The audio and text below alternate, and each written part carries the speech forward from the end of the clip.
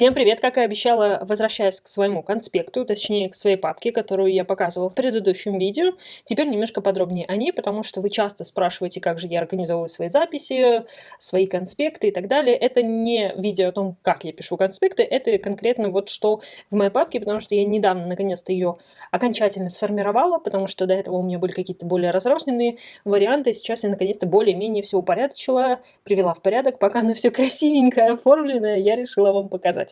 И начнем с стадии плана, который я делала в предыдущем видео. Так, нужно найти положение, когда не отсвечивает. Вот, вроде бы не отсвечивает. Так вот, в предыдущем видео я говорила о том, что нужно все-таки достаточно стационарно распределять свои стадии блоки, но за счет того, что, во-первых, у меня неделя начинается с четверга, понятное дело, каким-то стандартным стадий планом я не могу пользоваться. Но вот такая вот американская система, они работают, точнее учатся с четверга по среду, поэтому я в любом случае всегда сама черчу эти все графики, плюс у меня нету стационарных каких-то лекций, поэтому я сама распределяю свою нагрузку, но я примерно понимаю, что, где, когда и зачем мне нужно, то есть я понимаю, в какие дни я больше загружена, в какие меньше, потому что у меня уже достаточно большой опыт, я уже, по сути, практически 2 года там учусь, но я постепенно беру предметы, не спеша никуда. Так вот, сейчас я уже отдельно себе прописала self-study, потому что мне нужно, в общем, там очень много вещей наверстывать, и я тоже, как бы вам часто говорю о том, что если вы это не запланировали, а просто говорите себе о том, что, ну, я вот как-то когда-то сделаю, вы никогда этого не сделали, не сделаете. То же самое со мной, пока я не определила себе конкретные моменты, я все как-то вот плавали у меня эти варианты. В общем, решила их стационарно закрепить. И вот эти 2 варианта у меня сделаны специально, потому что в эти дни я решила ходить в библиотеку. У нас, наконец-то, в библиотеку можно ходить без предварительной записи, только маски. И как раз-таки во вторник и в четверг библиотека работает допоздна, до 8 часов вечера. Мне как раз удобнее во второй половине дня ходить, чем с утра. Потому что с утра очень плотный график. Ну, в общем, я в основном видео снимаю с утра, чтобы был естественное освещение.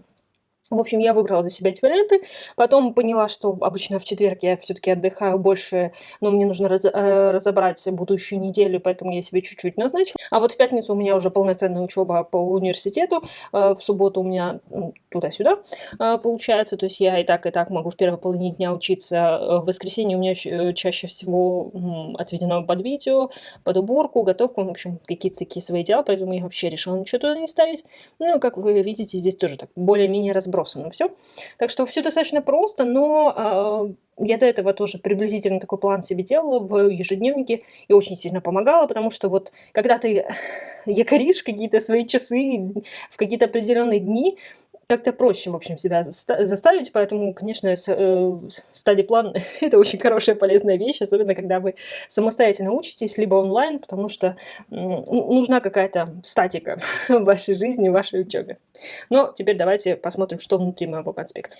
Итак, вначале у меня всегда здесь моя тетрадь, в которой я пишу, а потом просто вырываю листы, ну как вырываю, специально по перфорации. И это, кстати, у меня та же самая Бранн, которой я всегда пользуюсь, я практически всегда ими пользуюсь, но у меня с плотностью 70 грамм на квадратный метр. Мне почему-то больше понравилось, чем более плотный вариант. Там плюс еще 2 поля получается, здесь всего одно. И бумага такая более тонкая, хотя всего 10 разница грамм.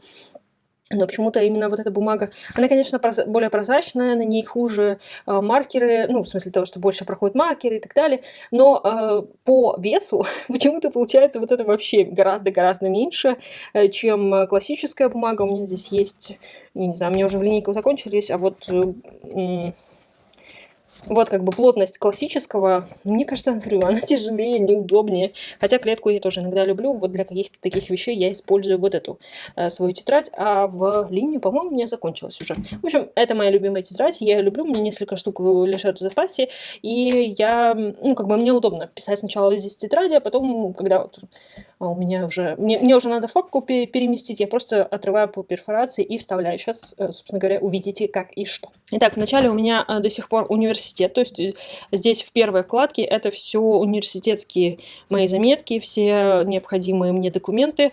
Мне удобнее, чтобы мой self-study и университет были вместе, для того, чтобы вот если я там, например, иду в библиотеку или мне что-то нужно, чтобы это все было вместе, чтобы я не думала, а что мне взять, а что не взять, а где это, какие записи, где, когда, зачем, почему. Плюс иногда они вообще связаны друг с другом, продолжают друг друга, дополняют, поэтому, в общем, мне удобнее, когда это все в одной папке. И здесь у меня пока что старый предмет, потому что новый предмет у меня начнется с 7 или 9, по-моему, сентября, это четверг, через, получается, неделю. Пока что у меня каникулы, но я оставила здесь старый предмет, чтобы вы увидели, как я это все оформляю. И вначале у меня идет академический календарь. Это, кстати, проклеенный листочек, потому что у меня, в общем, несколько академических календарей решили оторваться. И здесь 2 старых, пока что новых вообще на самом деле нет. Пока что не выложено на сайте, за 21-22 год нету. Что-то как-то они очень долго в этот раз. Это все мои предметы. Желтым обозначено то, что я уже прошла. Вот сейчас у меня будет по развитию этих подростков, в общем, предмет. А перед этим был, что у нас там? У меня было вот образование в контексте истории, философии и социологии. Ну, в общем, вы поняли. Так, здесь у меня обозначение каких-то определенных вещей, которыми пользуются в американском образовании. Это было, ну, в таком стандартном ознакомительном файле. Когда я только начинала, я это себе сохранила, потому что он немножко различается терминологией, иногда не очень понимаешь, о чем вообще они ведут речь, так что всегда есть у меня эта штука, удобно, вначале было очень удобно. Потом у меня очень большой блок по поводу того, как правильно цитирование делать, потому что это очень сложный процесс и очень важный процесс. Вот здесь по поводу сокращений, кстати, это сейчас уже поменялось, можно выкидывать этот лист, потому что вышли новое руководство. Вот это мне сейчас больше всего помогает, потому что здесь не то, что много нюансов, а очень много нюансов того, как это все цитировать, как это все правильно делать, вставлять, переставлять, как правильно указывать, сколько указывать авторов. Вот как здесь был документ, сейчас он уже немножко не актуален, но суть в том, что количество авторов нужно учитывать, после которых, скольких указывать, скольких не указывать, где ставить запятые, когда можно ставить вот это yet all, ну, короче, и другие, и так далее. Сейчас это уже, там, по-моему, 4 все-таки, сейчас уже 6 не разрешаю ставить авторов. В общем, здесь очень-очень много тонкостей,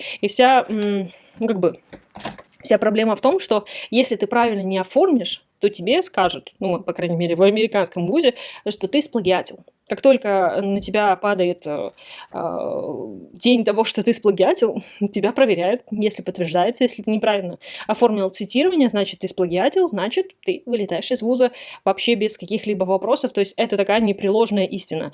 Сплагиатил, вылетел, списал, вылетел, все, никаких вариантов, никаких разбирательств, что я не успел, я не заметил, что-то неправильно произошло, я неправильно понял. Нет. Все, сразу отчисление. В моем вузе то же самое. Там в каждом, по-моему, нашей рубрике прям большими буквами написано о том, что типа вот сайт для проверки плагиата, обязательно проверяйте, иначе как бы аривидерчи вам сделают. В общем, вот этот большой-большой документ, который мне дал один из преподавателей, мне очень сильно помогает. Вот здесь, видите, оформление самого списка литературы. Я думала, что у нас прибаханы с количеством рекомендаций по поводу списка литературы. Вы знаете, нет, потому что есть же много еще всяких YouTube-видео, блоги, какие-то видео, еще что-то, какие-то статьи, они все по-разному оформляются, и каждый раз это все, ну, как бы есть талмуд. Я думаю, что я все-таки закажу его на самом деле. Если я еще одну степень буду получать, то, скорее всего, просто закажу этот весь талмуд, который посвящен под цитированию и составлению списка литературы, потому что иногда нету каких-то вот в этих вот в моих распечатках вариантов, потому что вариантов на самом деле масса. В общем, дальше у меня идет... Получается, когда-нибудь я куплю себе папку на 3 кольцах, я уже прям посчитала, сколько мне это будет стоить, доставка, потому что все-таки 4 это многовато, 2 это мало, а 3 это идеально. Так вот, дальше у меня идет просто силабус, ну, он такой вот в текстовом варианте по предмету, который я взяла. У нас прям каждую неделю расписывает, что у нас будет, чтение, письмо, какие виды письма, что там, где там, как там. Это удобно для того, чтобы планировать, если у вас что-то изменится, или у вас какие-то планы, чтобы понимать, какая будет нагрузка в неделю. Плюс, когда открывается предмет, на самом деле письменные все закрыты, но чтение на каждой неделе открыто.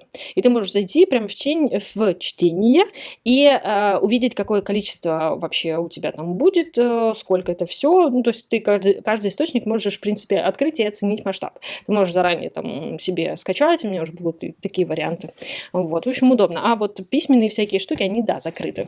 И что самое главное, вот эта штука очень важна, потому что практически, ну как, не практически, а в моей программе все предметы по накопительной системе работают.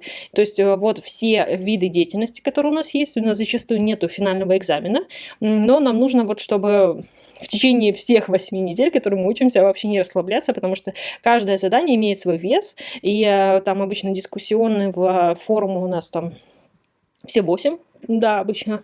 В общем, каких-то активностей больше-меньше, но каждая из них имеет вес, и вот нужно как бы это все понимать. Дальше, ну, оценивание – это просто табличка для понимания, она, в принципе, не меняется от предмета к предмету, конечно же, все одно и то же.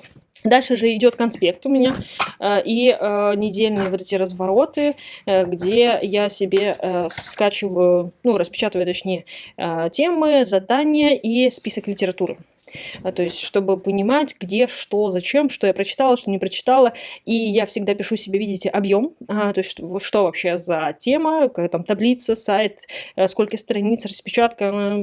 Да, у меня там распечатка еще есть. В общем, чтобы понимать масштаб того, что мне нужно читать, сколько мне на это нужно времени, чтобы я смогла это все распланировать. Плюс с этой стороны, ну, я раньше отдельно писала, сейчас я с этой стороны пишу, мне так удобнее, что мне на форум задали, там письменное, портфолио и так далее, чтобы... Ну вот, у меня все на одной странице как бы было, что мне нужно писать и так далее. В общем, вот так вот по каждому предмету я это все, по предмету, по каждой неделе все это делаю, вот у меня 8-я неделя была. Дальше у меня идет конспект. И конспект у меня максимально простой, как вы видите, просто вот такой вот линейный, просто потому, что у меня на самом деле каких-то таких сверхновых знаний сложных нету. Потому что вот конкретно этот предмет, он вообще такой обобщающий, то есть мне нужно было там пройти 3 более сложных предмета, а это уже такой обобщающий. Вот. Он не сложный, тут какие-то просто основные какие-то моменты, вещи, мысли. То есть я больше читаю и переношу какие-то вот, иногда какие-то прям конкретные моменты в дословные, чтобы их использовать потом в своем письме. То есть я все время думаю о тех вот, ну, как бы, я когда разбираю неделю, я всегда пишу вот эти вопросы, и каждый раз, когда я читаю, я думаю об этом. А что я могу вот там на форум написать? А что я могу здесь написать? Какой вывод я могу сделать из того или иного источника? Я обязательно указываю источник, чтобы потом, когда я буду писать, чтобы я могла обратиться к этой мысли, что вот в этом источнике была эта мысль, и в этом источнике была эта мысль. То есть где-то дословно, где-то своими словами, ну вот так вот просто и линейно, потому что тут нет каких-то ну вот, есть сверхновые знания. По определенным людям мне нужно было там для форума обязательно выбрать человека, направление мысли которого мне ближе всего, поэтому я выписывала всех, потом уже решала. Плюс я до сих пор пользуюсь теми же самыми стабило, ручки у меня, по-моему, я сейчас на пинак перешла вместо пайлота, но стабило со мной всегда. Я люблю все эти цвета, до сих пор с ними ничего не случилось, они не высохли, ничего, но хотя я не супер много ими пользуюсь, как видите, совсем чуть-чуть на самом деле,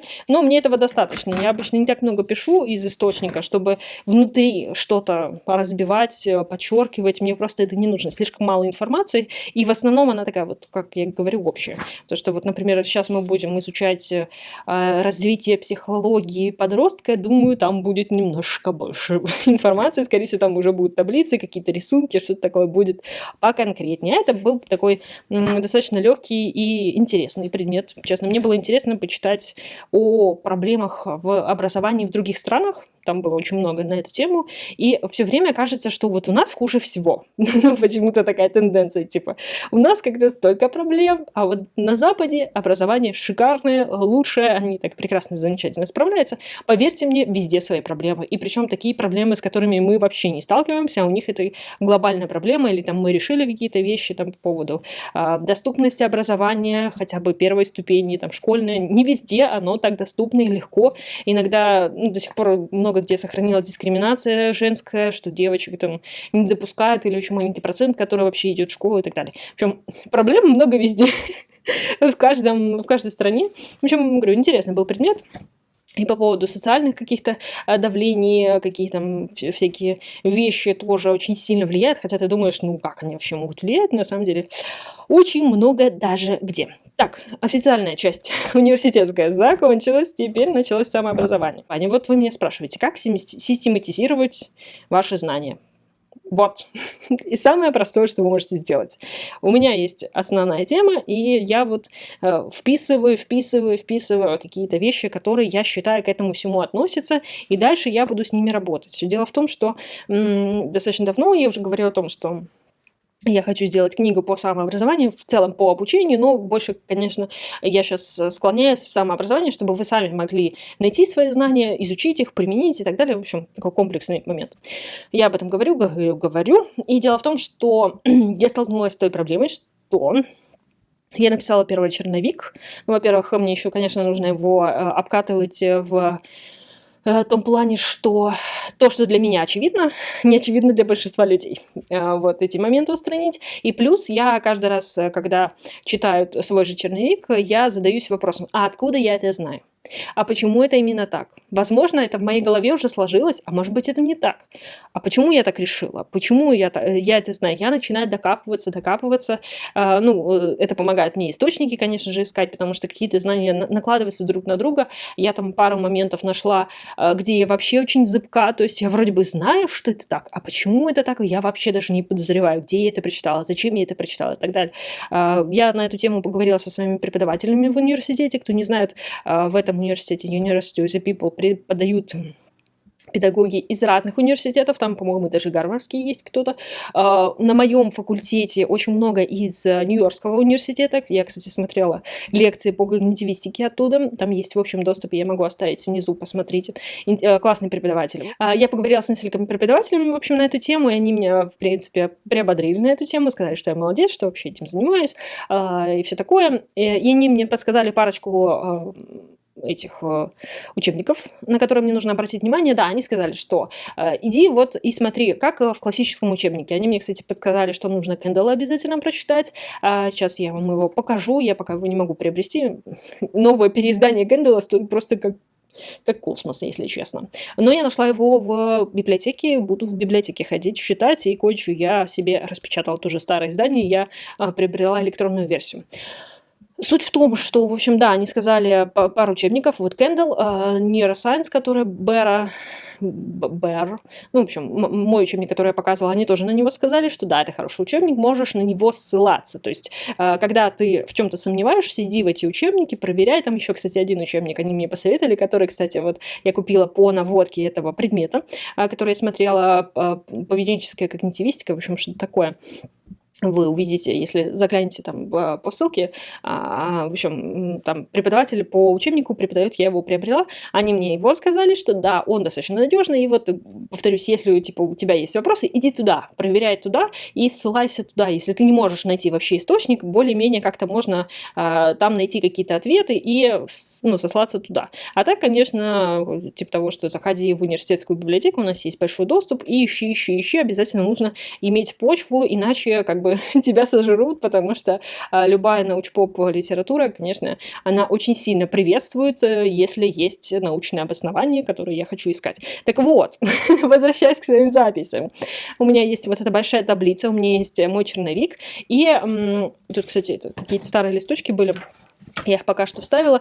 В итоге я буду брать, ну, буду читать свой черновик и буду брать какой-то факт и разбираться. Вот где я зыбка, где я не понимаю, что, где, когда, зачем, почему, я буду этот момент разбирать.